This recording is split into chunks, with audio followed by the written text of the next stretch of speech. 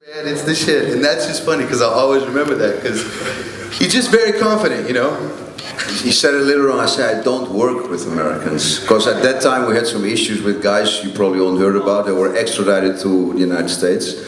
So until now, this is one of the main reasons that we as a seed company and a coffee shop cannot send anything to the United States because it will jeopardize our future from a few hundred people that work in our company. So we cannot take that risk. So to have any close tie to American companies is off the record. It's good to be. We're lucky. It's good to be buddies. Well, let's talk about growing a little more as well.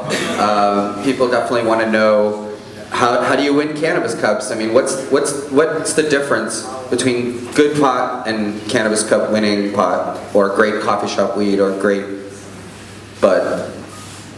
Well, it all comes together.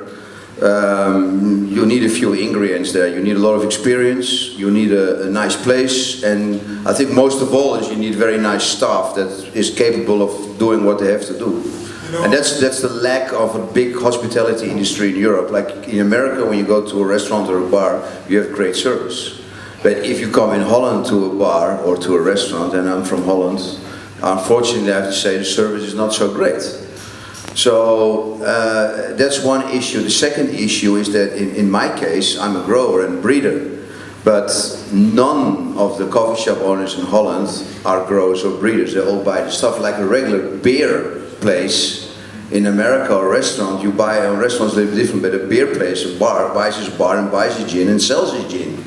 And that's basically also the history of the Dutch coffee shop. So it's technically not too difficult to win one of the cups if you're a good grower, because there's not too many guys of us doing it. So it sounds a little bit easier than I say, and then of course we put hard effort in. I'm probably the only owner, and not to brag, that is there from 9 o'clock in the morning to 1 o'clock in the night. I just send there 15 hours and I say hello to everybody, and if you go to other clubs, that's not the issue. And I think we should be very happy that all these people come from all over the world and to help us out and to be our customer, you know, we should be thankful for that. Yeah, that's absolutely true. And you should also remember that when you're growing pot, it's a political act. Every ounce or gram or pound that you produce is a slap in the face to this whole war on flowers and all of that. So the seeds that these guys have produced over the last over 20 years have tremendous repercussions. I mean, that's why they're so afraid of them. So remember that you know, take pride in what you're doing. It's not the way it's portrayed at all. And these people are pioneers and you know, trailblazers in an arena, in an industry where if you're good at it, you're supposed to get thrown in jail. You know, so that's changing, but well, keep that in mind. That's the other thing you have to keep here in mind. It's very, very difficult for us to operate. We have very special license, and if they catch us outside the premises of our license, they can indefinitely take away your license. So we are not allowed to go to any grow rooms, we're not allowed to buy any marijuana. Everything has to be bought at the front door from somebody who's got less than 500 grams with him.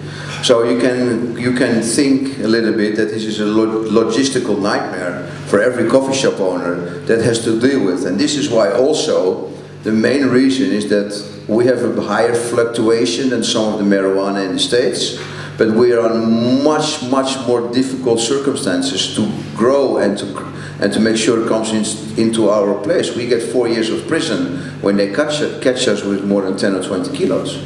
So it's much more difficult for a Dutch coffee shop owner to operate than a dispensary in the States.